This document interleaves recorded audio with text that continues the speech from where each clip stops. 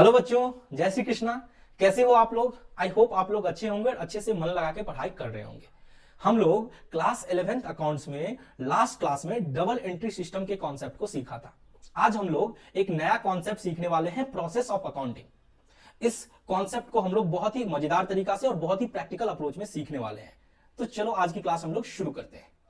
चलो बच्चों, हम लोग आज पढ़ने वाले हैं प्रोसेस ऑफ अकाउंटिंग, यानी अकाउंटिंग करते टाइम किस प्रोसेस को हम लोग फॉलो करते हैं। ठीक है, इसे हम अकाउंटिंग साइकिल के नाम से भी जानते हैं। ठीक है, अब देखो इंट्रोडक्शन टू अकाउंटिंग जो आपका फर्स्ट चैप्टर था उसमें भी हम लोगों ने अकाउंटिंग साइकिल देखा था। ठीक है, बट उसको थोड़ा डिटेल में हम लोग पढ़ेंगे। ठीक है, अब देखो प्रोसेस ऑफ अकाउंटिंग क्या होता है। तो सबसे पहला स्टेप होता है कि बिजनेस के ट्रांजेक्शन्स को आइडेंटिफाई करना। सबसे पहला स्टेप क्या है कि बिजनेस में जो ट्रांजेक्शन्स होती है उसको क्या करना, आइडेंटिफिकेशन करना। ये आपका फर्स्ट स्टेप है। ठीक है, मैं इसको नाम लिख देता हूं, step one. Step one, step one क्या है? Identification of business transactions. Identification of business transactions. Identification of business transactions. अब देखो बिजनेस ट्रांजैक्शंस की आइडेंटिफिकेशन कैसे करते हैं। तो सर बिजनेस ट्रांजैक्शंस की आइडेंटिफिकेशन हम सोर्स डॉक्यूमेंट से करते हैं। सोर्स डॉक्यूमेंट क्या होता है? तो सोर्स डॉक्यूमेंट जो होता है वो होता है एविडेंस होता है बिजनेस ट्रांजैक्शंस का। उस एविडेंस के थ्रू हम बिजनेस ट्रांजैक्शंस की पहचान करते हैं। ठीक है, बिजनेस ट्रांजैक्शंस की पहचान करते हैं। ठीक है, ये हम लोग का कौन सा स्टेप है सर? ये हम लोग का फर्स्ट स्टेप है, आइडेंटिफिकेशन ऑफ बिजनेस ट्रांजैक्शंस। यानी बिजनेस ट्रांजैक्शंस की क्या करना, पहचान करना। तो सबसे पहले हम लोग पहचान कर लिए बिजनेस ट्रांजैक्शंस को, और उसके बाद हम लोग देखते हैं कि बिजनेस ट्रांजैक्शंस मनी से रिलेटेड है या नहीं है। ठीक है, अगर मनी से रिलेटेड नहीं है तो वैसे ही वो क्या हो जाता है, बाहर हो जाता है। वो क्या हो जाता है, अकाउंटिंग के स्कोप से बाहर हो जाता है। हम लोग उसी ट्रांजेक्शन्स को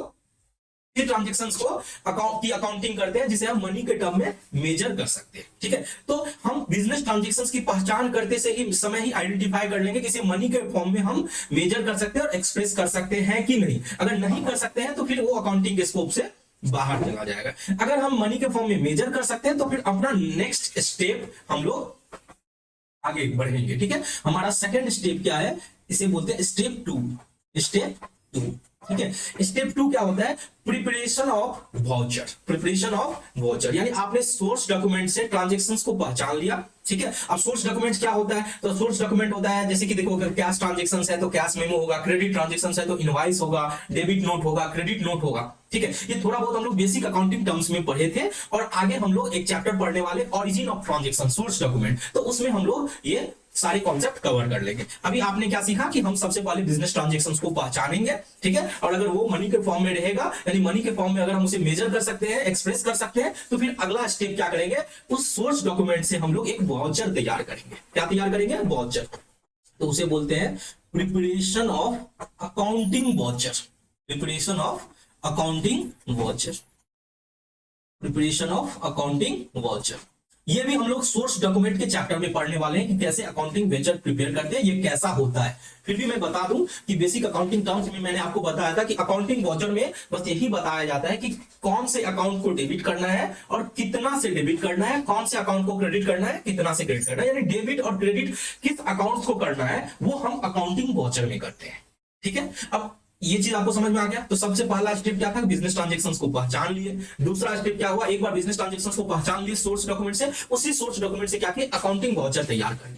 ठीक है, चलो हमने अकाउंटिंग वाउचर भी तैयार कर ली। अब अगला स्टेप क्या है सर? अगला स्टेप है कि हम क्या करेंगे, अकाउंटिंग वाउचर से हम अपने ओरिजिनल बुक्स में हम एंट्री पोस्ट करेंगे, यानी ट्रांजैक्शंस की रिकॉर्डिंग करेंगे, जिसे हम जर्नल एंट्री के नाम से जानते हैं।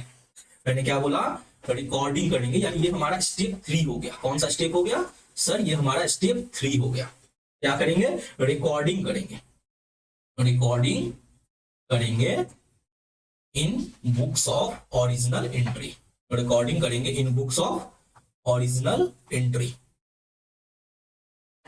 ठीक है, रिकॉर्डिंग करेंगे in books of original entry, जिसे हम जर्नल एंट्री के नाम से जानते हैं। ठीक है, और सब्सिडरी बुक भी, यानी प्राइमरी बुक होता है और सब्सिडरी बुक, इसमें हम ट्रांजैक्शंस को क्या करते हैं, रिकॉर्ड करते हैं। ये 3 स्टेप आपने अभी तक समझ लिया होगा कि हम बिजनेस ट्रांजैक्शंस को पहचानेंगे सोर्स डॉक्यूमेंट के थ्रू, फिर हम उसका अकाउंटिंग वाउचर तैयार करेंगे, तब जाके हम बुक्स में रिकॉर्डिंग करेंगे उस ट्रांजैक्शंस को। ठीक है, चलो अब अगला हम लोग का जो फोर्थ स्टेप होगा वो होगा कि हम उस रिकॉर्डिंग को जो हमने अपने बुक्स में जो जर्नल एंट्री तैयार की उसको हम लोग पोस्ट करते हैं लेजर में, यानी नेचर के हिसाब से हम क्या करते हैं, ट्रांजेक्शंस को क्लासिफाई करते हैं, नेचर के हिसाब से ट्रांजेक्शंस को क्लासिफाई करते हैं, तो उसे हम बोलते हैं पोस्टिंग करना लेजर में।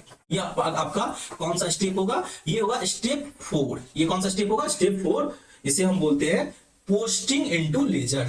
क्या बोलेंगे, posting into ledger, posting into ledger. हम क्या कर रहे हैं, ट्रांजेक्शंस को अपने जर्नल से क्या कर रहे हैं, लेजर में पोस्ट कर रहे हैं, जर्नल से क्या कर रहे हैं, लेजर में हम लोग पोस्ट कर दे रहे हैं। ठीक है, चलो ये आपका स्टेप 4 हो गया। अब स्टेप 4 से आगे बढ़ेंगे, कौन से स्टेप पे आएंगे, स्टेप 5 पे आएंगे। स्टेप 5,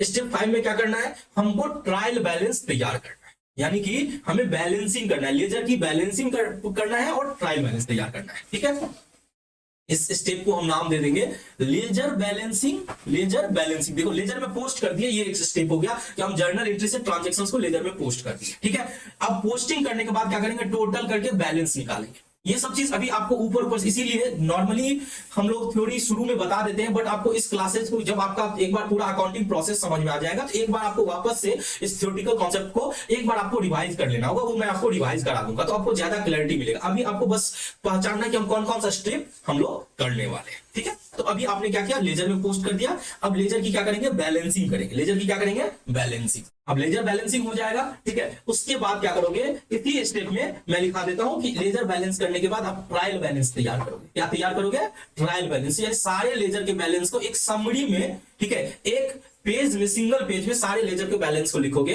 और वहां पे भी वही डेबिट और क्रेडिट का रूल अप्लाई करेगा जो आपने डबल एंट्री सिस्टम में देखा था कि जितना डेबिट का बैलेंस होगा उतना ही क्रेडिट का बैलेंस होगा। ठीक है, तो ये आपका अगला स्टेप रहने वाला है। ठीक है, चलो अब हम लोग ट्रायल बैलेंस तैयार कर चुके हैं। ठीक है, अब क्या करेंगे सर, तो देखो ट्रायल बैलेंस एक बार बन गया, उसके बाद हम लोग फाइनल अकाउंट बनाएंगे। क्या बनाएंगे, फाइनल अकाउंट। ठीक है, फाइनल अकाउंट को ही हम लोग फिनेंशियल स्टेटमेंट भी बोलते हैं। ठीक है, हम इसे बोलेंगे फिनेंशियल स्टेटमेंट।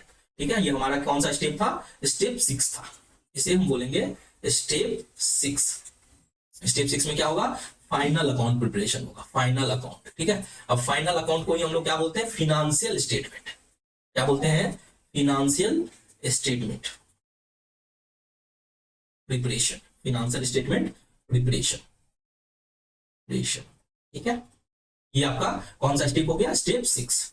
ठीक है, फाइनल अकाउंट यानी फिनेंशियल स्टेटमेंट प्रिपरेशन। आपने क्या किया, अभी तक बिजनेस ट्रांजैक्शंस को आइडेंटिफाई किया सोर्स डॉक्यूमेंट से, उसके बाद क्या किया, अकाउंटिंग वाउचर आपने तैयार किया, अकाउंटिंग वाउचर से ट्रांजैक्शंस को रिकॉर्ड कर लिया अपने बुक्स में, उसके बाद आपने लेजर में पोस्ट कर दिया, लेजर को पोस्ट करने के बाद लेजर की बैलेंसिंग की और ट्रायल बैलेंस बनाया, फिर तब जाके लास्ट में आपने फिनेंशियल स्टेटमेंट यानी फाइनल अकाउंट प्रिपेयर कर लिया। अब जितना भी स्टेप है, हर एक स्टेप के लिए आपको क्लास 11th में चैप्टर दिया हुआ है। जैसे यहां से बेसिकली ये जो स्टार्ट होता है, आपको स्टेप 2 अकाउंटिंग वाउचर कैसे तैयार होता है, इसके लिए आपको सोर्स डॉक्यूमेंट्स का चैप्टर दिया गया है। ठीक है, उसके बाद स्टेप 3 में मैंने बोला जर्नल एंट्री यानी रिकॉर्ड करते हो ट्रांजेक्शंस को, उसके लिए आपको दिया गया कि कैसे जर्नल एंट्री तैयार किया जाता है, उसके लिए अलग से चैप्टर है। लेजर में कैसे पोस्टिंग होती है, लेजर का अलग से होता है, आपके पास आपके सिलेबस में है। फिर है ट्रायल बैलेंस, तो ट्रायल बैलेंस का भी आपके पास स्पेसिफिक चैप्टर है, फिनेंशियल स्टेटमेंट का भी स्पेसिफिक चैप्टर है। यानी सारे स्टेप को, ये जो मैंने प्रोसेस बताया, यही स्टेप पूरा क्लास 11th में आप पढ़ने वाले। ठीक है, सारा का सारा आप डिटेल में पढ़ोगे क्लास 11th में। ठीक है, तो सर क्या यहाँ पे स्टेप हमारा खत्म हो गया, यहाँ पे हमारी अकाउंटिंग की काम यानी अकाउंटेंट की जिम्मेदारी यहाँ पे कंप्लीट हो गई। अब अकाउंटेंट क्या करेगा कि ये कम्युनिकेट कर देगा, ये फाइनल अकाउंट भेज देगा मैनेजमेंट को, इंटरनल यूजर को, एक्सटर्नल यूजर को, वो क्या करेगा, कम्युनिकेट करेगा, यानी एक बार एनालिसिस करके कम्युनिकेट कर देता है यूजर को। तो यहाँ एक बार फाइनल अकाउंट बनके तैयार हो गया, फिर उसके बाद क्या होता है, नेक्स्ट स्टेप होता है, इसे मैं बोल देता हूँ स्टेप 6। स्टेप 6 तो हो गया, इसे मैं बोलता हूँ स्टेप 7। स्टेप 7 में क्या होता है, एनालिसिस होता है एंड कम्युनिकेट कर दिया जाता है यूजर को। क्या होता है, analysis and communication to user. Analysis मतलब होता है कि बिजनेस के इंफॉर्मेशन को अच्छे से एनालिसिस किया जाता है, फाइनल अकाउंट फिनेंशियल स्टेटमेंट की इंफॉर्मेशन को अच्छे से एनालिसिस किया जाता है, जिससे कि प्रॉपर डिसीजन लिया जा सके, और उसे कम्युनिकेट कर दिया जाता है यूजर को। Analysis and communicate to user, communicate to user, communicate to user. तो ये हम लोग का टोटल स्टेप्स हैं अकाउंटिंग में। ठीक है, अकाउंटिंग साइकिल बोले और प्रोसेस ऑफ अकाउंटिंग बोले, ये हमारे टोटल 7 स्टेप्स हैं जिसके थ्रू आपकी प्रॉपर अकाउंटिंग कंप्लीट होती है। ठीक है, अब हम लोग एक एक करके थोड़ा डिटेल में जाएंगे कि कैसे हर एक स्टेप के बारे में थोड़ा सा डिटेल एनालिसिस करने वाले हैं अभी। चलो, अब हम लोग सबसे पहला स्टेप करते हैं आइडेंटिफिकेशन ऑफ बिजनेस ट्रांजेक्शंस, यानी उसकी पहचान करते हैं। ठीक है, अब सबसे पहले हमें यह पहचानना है कि बिजनेस ट्रांजेक्शंस मॉनेटरी फॉर्म में है कि नहीं। क्या बोला है कि सबसे पहले यह पहचान करो, आइडेंटिफाई करो कि business transactions which are monetary in nature, यानी हमें सबसे पहले यह पहचान करना है। किसकी पहचान करनी है? बिजनेस ट्रांजेक्शंस की पहचान करनी है, बिजनेस ट्रांजेक्शंस की कि which are monetary in nature, यानी मनी के नेचर। मॉनेटरी का मतलब क्या होता है? मनी के नेचर का है कि नहीं, इसे मनी के फॉर्म में वैल्यूएट कर सकते हैं कि नहीं, मनी के नेचर का है या नहीं, मनी के नेचर का है या नहीं। ठीक है, तो सबसे पहले तो हमें यह पहचान करना है कि बिजनेस ट्रांजेक्शंस मनी के नेचर का है या नहीं।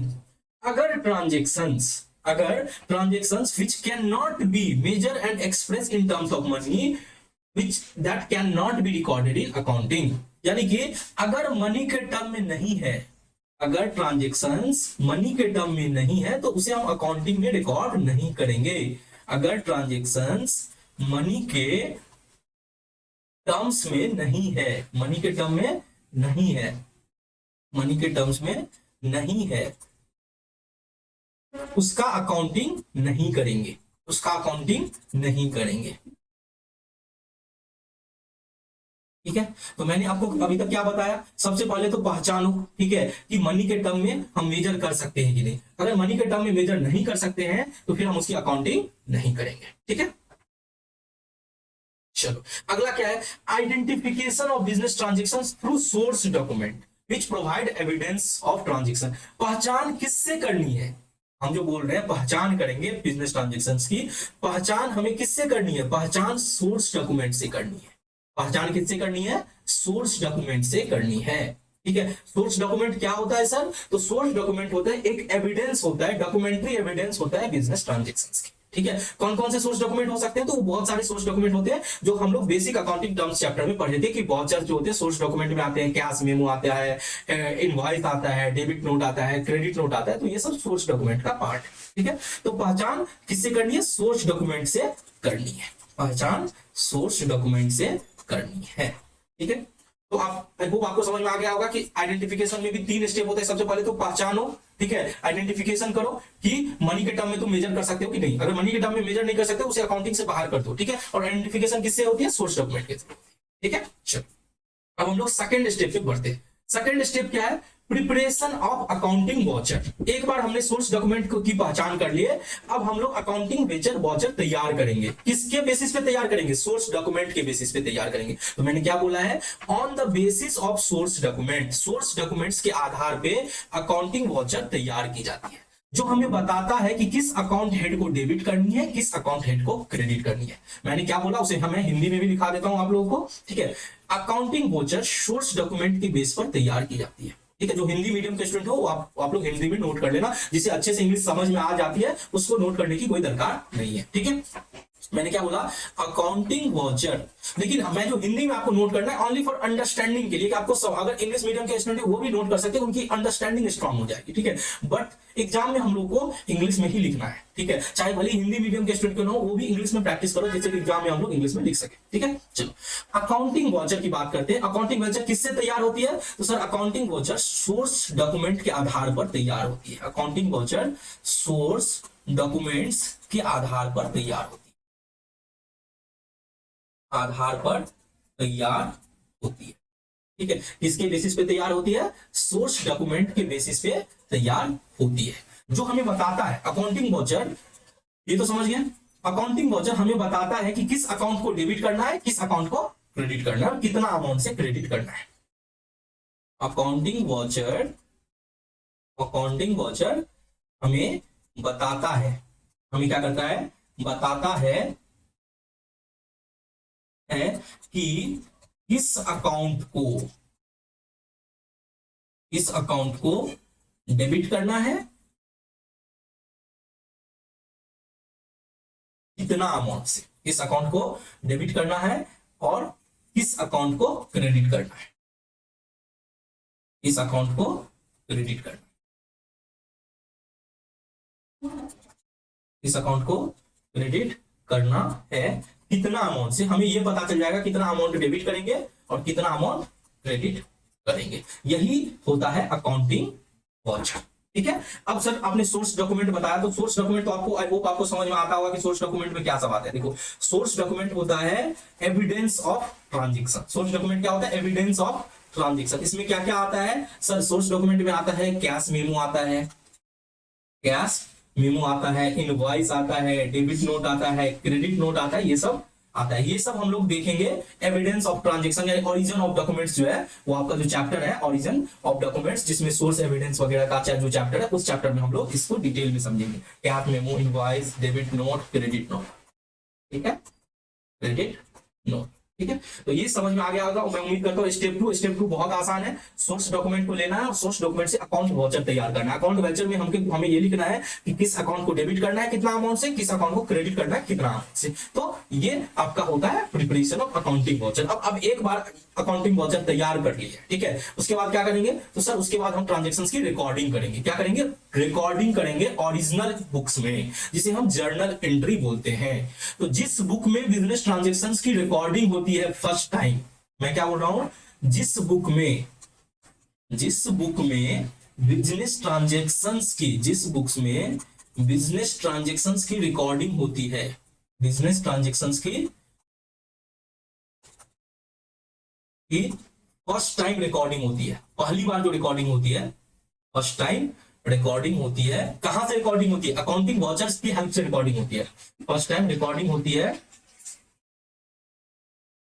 वाउचर से। कहां से रिकॉर्डिंग होती है? वाउचर, अकाउंटिंग वाउचर से जो बिजनेस ट्रांजैक्शंस की रिकॉर्डिंग होती है जिस बुक में, उसे जर्नल एंट्री, जर्नल बुक्स बोल सकते हैं, उसे जर्नल बुक्स कहते हैं। क्या कहते हैं? जर्नल बुक्स कहते हैं। हमारा जो फर्स्ट टाइम जो हम रिकॉर्ड करेंगे ट्रांजैक्शंस को, उसे हम जर्नल बुक में करेंगे। और जर्नल बुक्स को ही सर हम बुक्स ऑफ ओरिजिनल एंट्री कहते हैं। जर्नल बुक्स को ही हम क्या कहते हैं? Books of original entry, books of original entry. Journal books को ही हम क्या बोलते हैं? Books of original entry. तो वो book, the books in which business transactions are recorded for the first time from a voucher, यानी वाउचर से जो फर्स्ट टाइम जिस बुक्स में बिजनेस ट्रांजेक्शंस की रिकॉर्डिंग होती है, उसे ही क्या बोला जाता है? उसे ही जर्नल बुक बोला जाता है। उसे ही हम बुक्स ऑफ ओरिजिनल एंट्री बोलते हैं। उसे ही हम प्राइमरी बुक भी बोलते हैं। इसे हम, ये जो मैंने आपको बोला बुक्स ऑफ ओरिजिनल एंट्री, इसे हम प्राइमरी बुक के नाम से भी जानते हैं। प्राइमरी बुक के नाम से भी जानते हैं। ये आपको जर्नल चैप्टर में पढ़ाया जाएगा। ठीक है, तो आई होप आपको बुक्स ऑफ ओरिजिनल एंट्री की रिकॉर्डिंग, ये स्टेप आपको समरी लेवल पे समझ में आ गया। ठीक है, चलो अब हम लोग बात कर लेते हैं नेक्स्ट स्टेप की। नेक्स्ट स्टेप क्या है सर? तो नेक्स्ट स्टेप है लेजर्स में पोस्ट कर दे। ठीक है, हमने सारा एंट्री तैयार की। देखो मैं अब ध्यान से मेरी बात सुनना। हम क्या बोल रहे हैं कि सारा जो एंट्री होता है, जो भी एंट्री होता है, सारा एंट्री कहां मिलेगा? ये एंट्री जर्नल में मिलेगा। ठीक है, ये एंट्री सब्सिडरी बुक में भी मिलेगा। एक बार ओरिजिनल एंट्री के बाद अगर हम सब्सिडरी बुक में रजिस्टर करते हैं तो आपको ये सब्सिडरी बुक भी मिलेगा। ये आपको अलग से चैप्टर पढ़ने को मिलेगा। तो हम क्या करते हैं? सारे एंट्री को जो जर्नल और सब्सिडरी बुक में है उसको हम क्या करते हैं? पोस्ट कर देते हैं। उसको हम क्या कर देते हैं? पोस्ट कर देते हैं, यानी ट्रांसफर करना, जिसको हम पोस्टिंग बोलते हैं। इसको हम बोलते हैं ट्रांसफर करते हैं। ठीक है, इसी ट्रांसफर को हम क्या बोलते हैं? पोस्टिंग बोलते हैं। ट्रांसफर करते हैं, कहां पोस्टिंग करते हैं? ठीक है, हम लोग ट्रांसफर करते हैं अकाउंट्स में। इसमें करते हैं, मैंने बोला था नेचर के हिसाब से क्या होता है कि हर जो भी ट्रांजैक्शंस होते हैं उनको नेचर के हिसाब से डिवाइड किया जाता है और एक नाम दिया जाता है। उसी नाम को हम अकाउंट्स बोलते हैं। तो हमें क्या करना है? सारे ट्रांजैक्शंस को ट्रांसफर कर देना है अकाउंट में। ठीक है, तो इस प्रोसेस को जो होता है, इस प्रोसेस को लेजर पोस्टिंग के नाम से जाना जाता है। उस प्रोसेस को हम क्या बोलते हैं? लेजर पोस्टिंग के नाम से। तो हमें क्या करना है? सारे एंट्री को शिफ्ट करना है, जर्नल बुक से सब्सिडरी बुक से ट्रांसफर करना है अकाउंट्स में। उसे हम बोलते हैं लेजर पोस्टिंग। ठीक है, चलो अब हम अगला स्टेप की बात करते हैं, स्टेप 5। ये क्या होता है? ये होता है सर लेजर बैलेंसिंग। हमने लेजर यानी सारे अकाउंट्स के डिटेल को मैंने क्या किया? देखो जैसे ये अकाउंट्स है, ठीक है, कोई पर्टिकुलर अकाउंट जैसे कैश अकाउंट है, ये कैश अकाउंट है। मैंने आपको बताया था कि कोई भी अकाउंट जो होता है वो टी शेप के फॉर्मेट में होता है। इस तरह से आपको अकाउंट्स रहेगा। ठीक है, अब इस तरह के अकाउंट्स में आपको क्या कर, बहुत सारे ट्रांजेक्शंस मिलेंगे। ठीक है, अब क्या करना है? जिस साइड ज्यादा है,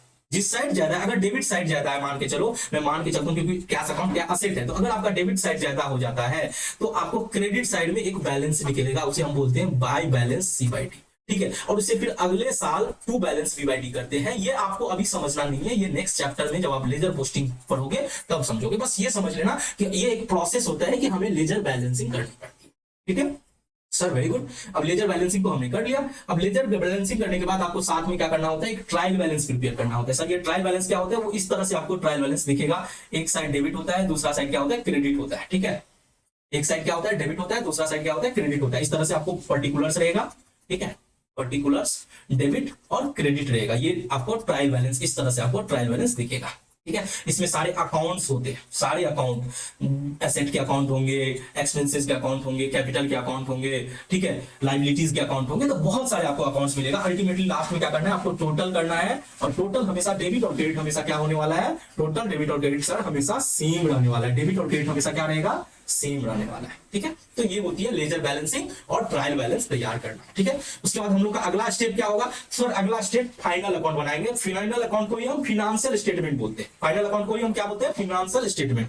इसे हम वित्तीय लेखांकन के नाम से जानते हैं। फाइनेंशियल स्टेटमेंट को क्या बोलते हैं, वित्तीय लेखांकन। ठीक है, ये याद रखने की कोई जरूरत नहीं है, बस मैंने बता दिया। फाइनल स्टेटमेंट को, फाइनल अकाउंट को क्या बोलते हैं, फाइनेंशियल स्टेटमेंट। फाइनेंशियल स्टेटमेंट में एक होता है प्रॉफिट एंड लॉस अकाउंट, एक क्या होता है प्रॉफिट एंड लॉस अकाउंट, लाभ हानि खाता, और ट्रेडिंग एंड पीएल अकाउंट, जिसे हम बोलते हैं ट्रेडिंग अकाउंट भी बनाते हैं, पीएल अकाउंट बनाते हैं। ठीक है, और दूसरा बनाते हैं फाइनेंशियल स्टेटमेंट में बैलेंस शीट। बैलेंस शीट का दो साइड होता है, एसेट साइड, कैपिटल और लायबिलिटी साइड।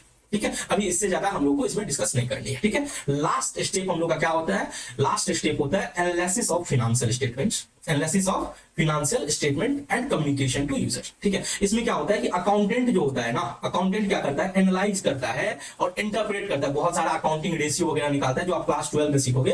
क्लास 11th में स्टेप 6 तक ही है। ठीक है, ये स्टेप 7 क्लास 12 में आपको देखने को मिलेगा। अकाउंटेंट क्या करता है, एनालाइज करता है और इंटरप्रेट करता है, बहुत सारे रेशियो वगैरह निकालता है फाइनेंशियल स्टेटमेंट से, जिससे कि यूजर को हेल्प मिल सके, वो डिसीजन अच्छे से लेके। प्रॉपर डिसीजन लेने के लिए अकाउंटेंट क्या करता है, बहुत सारे एनालिसिस करता है। ठीक है, अब जैसे आप देखते होंगे, आप क्रिकेट मैच देखते होंगे, तो मैच शुरू होने से पहले आधा एक घंटा क्या होता है, 2-4 एक्सपर्ट होते हैं, बैठे रहते हैं, वो पिछले डेटा को बोलते हैं कि पिछला डेटा में फलाने प्लेयर ने सेंचुरी मारा था, ये जो पिच रहता है बॉलर के लिए ज्यादा फायदेमंद होता है, बैट्समैन के लिए ज्यादा फायदा। उसी तरह से क्या होता है, अकाउंटेंट क्या करता है, अकाउंटेंट बोले तो ये काम जनरली चार्टर अकाउंटेंट करता है, जूनियर अकाउंटेंट नहीं करते। अब चार्टर अकाउंटेंट क्या करता है, वो एनालाइज करता है डेटा को, पिछला साल कितना प्रॉफिट हुआ था, इस साल कितना प्रॉफिट हुआ, उससे पिछला साल कितना हुआ था, उसका रेशियो वगैरह निकालता है, और सेल्स से रेशियो निकालता है, परचेज से रेशियो निकालता है, ग्रॉस प्रॉफिट से रेशियो निकालता है। बहुत तरह का एनालिसिस करता है, ट्रेंड एनालिसिस करता है। और उस वो एनालिसिस क्यों करता है, क्योंकि वो करके आपको एक एनुअल स्टेटमेंट होता है, ठीक है, उसमें वो देता है, जिससे कि यूजर जिसको उतनी अकाउंटिंग की समझ नहीं है, वो रेशियो वगैरह देख के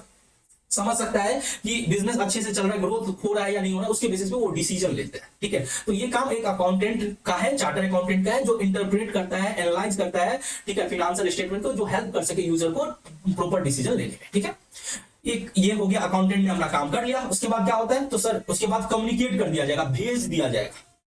कम्युनिकेट मतलब होता है भेज दिया जाएगा, जिसको एनुअल रिपोर्ट की जरूरत होगी, क्या भेज दिया जाएगा, इसे हम बोलते हैं एनुअल रिपोर्ट। एनुअल रिपोर्ट, अब एनुअल रिपोर्ट कुछ नहीं है sir, annual report final account है। ये जो मैंने अपने फाइनल अकाउंट पढ़े थे, उसी का डिटेल वर्जन जो होता है भेज दिया जाएगा। किसको भेजा जाएगा, मैनेजमेंट को भेजा जाएगा, इंटरनल यूजर, एक्सटर्नल यूजर। अपने लोग जानते हैं इंटरनल यूजर कौन होता है, इंप्लॉय होता है, ठीक है, जो बिजनेस से जुड़ा हुआ होता है। एक्सटर्नल यूजर क्या होता है, जैसे बैंक होते हैं, गवर्नमेंट होते हैं, बाहर वाले होते हैं, जैसे सप्लायर होता है, वेंडर होता है, वो एक्सटर्नल यूजर होता है। वो आप लोग को अगर कुछ भी दिक्कत हो तो फर्स्ट चैप्टर आप अच्छे से पढ़ लेना, और बेसिक अकाउंटिंग टर्म सारी कॉन्सेप्ट क्लियर हो जाएगी। ठीक है, चलो, तो हम लोगों ने सातों स्टेप कर लिया, सातों स्टेप अच्छे से एनालाइज कर लिया। पहला स्टेप था बिजनेस ट्रांजैक्शंस की आइडेंटिफाई करना, दूसरा था प्रिपरेशन करना अकाउंटिंग व्याउचर, तीसरा रिकॉर्ड करना बुक्स ऑफ ओरिजिनल एंट्री में, फिर लेजर में पोस्ट करना, लेजर बैलेंसिंग करना, ट्रायल बैलेंस बनाना, फिर फाइनल अकाउंट, और फाइनल अकाउंट के बाद एनालिसिस करके भेज देना, कम्युनिकेट कर देना यूजर। ठीक है, चलो इतना कर लिया हम लोग। इस प्रोसेस ऑफ अकाउंटिंग हम लोग का अभी कंप्लीट हो जाता है। ठीक है, आज हम लोगों ने प्रोसेस ऑफ अकाउंटिंग, तो चलो फिर मिलते हैं नेक्स्ट क्लास में। तब तक के लिए जय हिंद। कोई दिक्कत हो तो जरूर कमेंट्स करके बताना। ठीक है, चलो बाय।